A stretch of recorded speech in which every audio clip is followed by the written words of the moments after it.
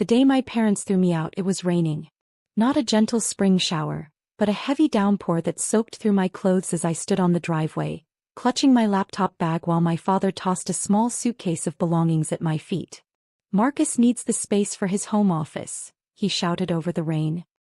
"He's actually doing something with his life, unlike you and your stupid coding projects."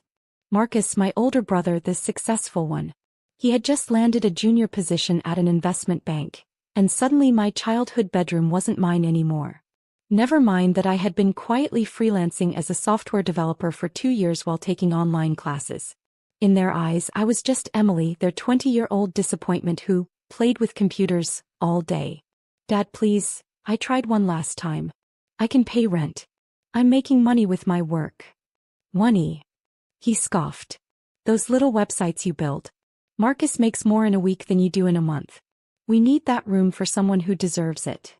Behind him, my mother stood in the doorway, arms crossed. She didn't say a word to defend me. She never did when it came to Marcus.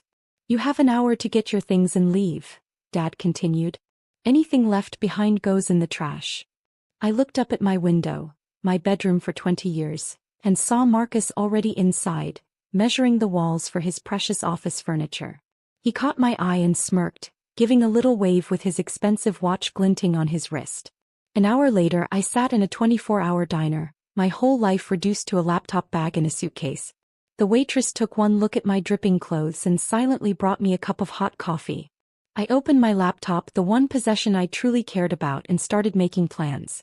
What my family never understood was that those little websites weren't just simple HTML pages. I had spent the last 2 years developing a revolutionary algorithm for predictive data analysis. Companies fed in their data, and my program could predict market trends with shocking accuracy. I had already caught the attention of several tech investors, but I kept quiet about it. Now I had nothing left to lose. I pulled up my email and found the message I'd been sitting on for weeks. It was from Viktor Petrov, a prominent venture capitalist who'd been trying to meet with me. "Dear Mr. Petrov," I typed, my fingers trembling slightly. "I'm ready to discuss your investment offer. When can we meet?" His response came within minutes despite the late hour. "Tomorrow. 9 a.m. My office." I used the last of my freelance savings to book a cheap hotel room for the night. As I lay in the narrow bed, listening to the rain continue its assault on the windows, I made myself a promise. One day they would regret throwing me away. The next morning I put on my one professional outfit, a simple black blazer and slacks, and headed to Victor's office. His secretary took one look at my slightly damp clothes and obviously budget attire but led me in without comment. Victor was nothing like I expected. No fancy suit or intimidating power stance. Just a man in his 50s wearing jeans and a sweater, typing away at multiple monitors. "So," he said without looking up, "you're the genius who created the Atlas prediction engine. I've been wondering when you'd finally reach out." I blinked. "How did you know it was called Atlas? I never mentioned that in our emails." He smiled, finally turning to face me. "As I've been testing it. Bought a subscription under a company name, fed it market data. The results were impressive. Very impressive." He pushed a folder across his desk. Inside was a contract offering $2 million in seed funding for 15% of my company. "But there's one condition," he added. "I don't invest in freelancers working from coffee shops. You need a real office, a team, and a proper corporate structure." I thought of Marcus in my old room setting up his proper office.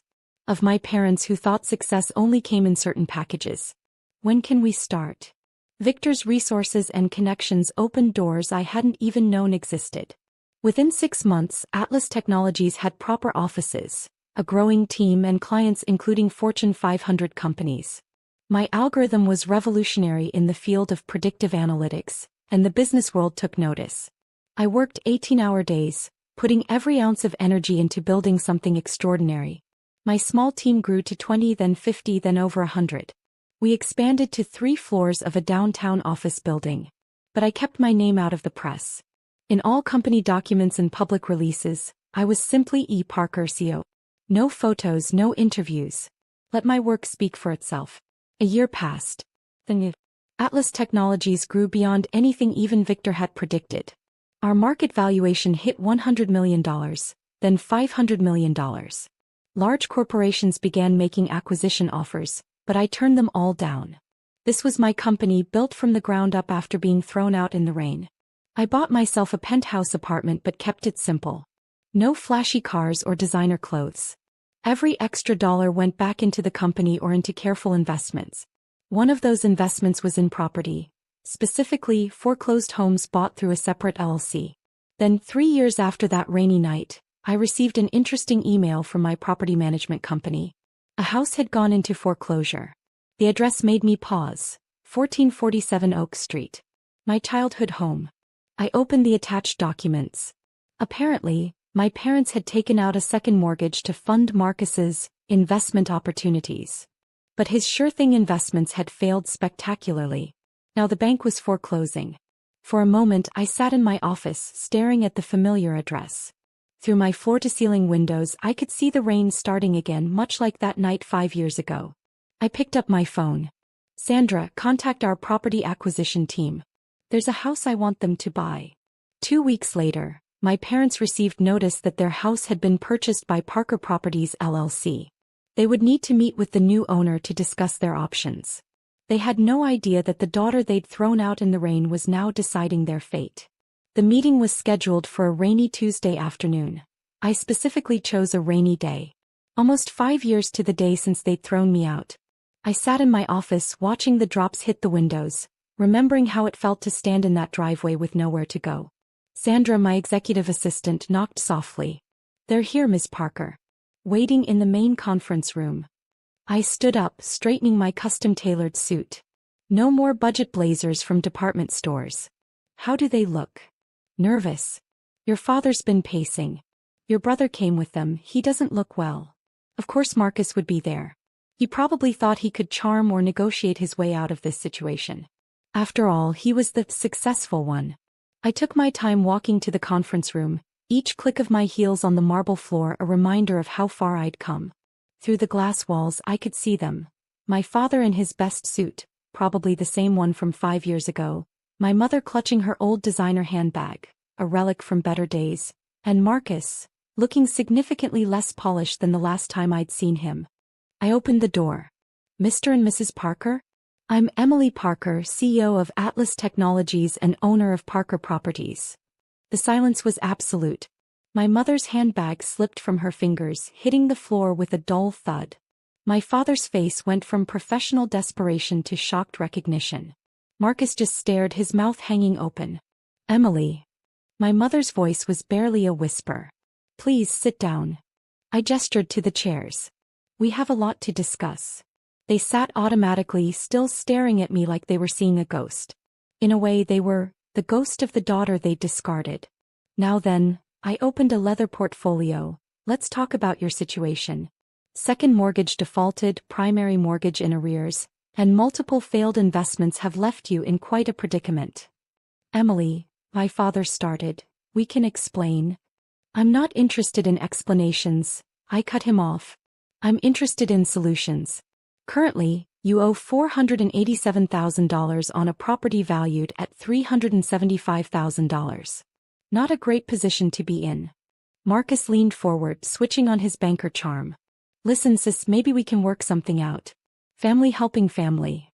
"Family." I laughed, but there was no humor in it.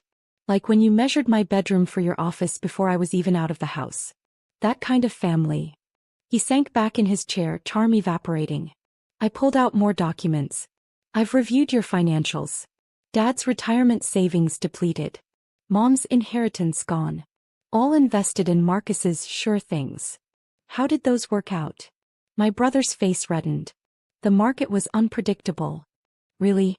"Because my algorithm predicted every market shift you missed. Atlas Technologies has a 97% accuracy rate in market prediction. But then that's just my stupid coding project, isn't it, Dad?" My father couldn't meet my eyes. 5 years ago he'd thrown me out in the rain. Now he was sitting in my office needing my help. "You have 3 options," I continued. 1. Eviction proceedings begin immediately. You'll have 30 days to vacate. 2. You can rent the property at market rate, $3,500 per month, first and last month's rent required up front. Or 3. I let the pause hang in the air. 3. My mother asked weakly. I buy out your remaining mortgage, you sign over the deed, and I allow you to stay as tenants at a reduced rate. $2,000 per month, all maintenance included. You'd do that? Hope crept into my mother's voice. Under conditions. I pulled out another document. First, Marcus moves out. Immediately. Second, you acknowledge in writing that you have no claim to any of my current or future assets. And third. I smiled coldly. You convert my old bedroom back from an office into a proper guest room. I may need it when I visit to check on my property. Marcus shot to his feet. This is ridiculous. You're really going to hold a grudge over a bedroom? Sit down, I said quietly. He sat. This isn't about a bedroom. This is about choices and consequences. You chose to throw away your sister for a home office. Now that sister owns your home. I stood up, walking to the window. The rain was coming down harder now. You have 24 hours to decide. If you don't want any of these options, I'm sure the house will sell quickly once it's renovated. Silicon Valley has lots of young tech executives looking for nice suburban properties. Emily, please, my father's voice cracked. We're your parents. I turned back to face them. No, you were my parents. Then you decided Marcus deserved my room, my place in the family, your support. Now I'm just your landlord. I had no idea you'd become this. My mother gestured at the office, the view, my obvious success. That's exactly the problem. You never tried to know me. Too busy promoting Marcus's mediocre achievements to notice what I was building. I pressed a button on my desk. Sandra, please show them out. They have my email for their decision. As they stood to leave, looking shell-shocked, I added one final twist of the knife. Oh, and Marcus? Atlas Technologies is launching a new division. We're buying failed investment firms and turning them around. Your old company is on our list. Isn't it interesting how life works out? After they left, I stood at my window for a long time watching the rain. Sandra brought me a coffee and waited quietly.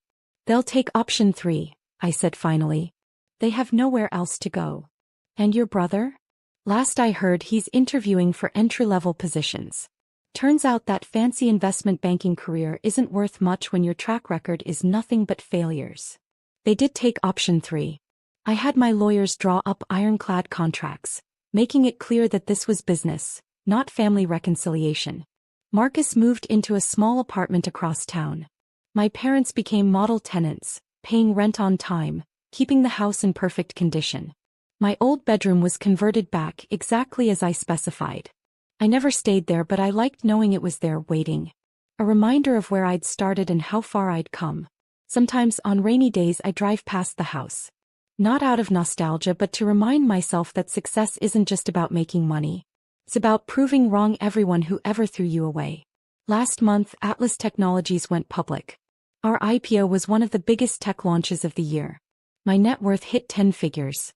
The business world finally got to put a face to E. Parker, and the story of the self-made tech CEO spread like wildfire. My parents sent a congratulations card. I had Sandra file it away with their rental agreement. After all, business is business. And I learned that lesson on a rainy night 5 years ago, standing in a driveway with nothing but a laptop and a dream. Now I own that driveway. And the house. And a company worth billions. Not bad for someone who just played with computers all day.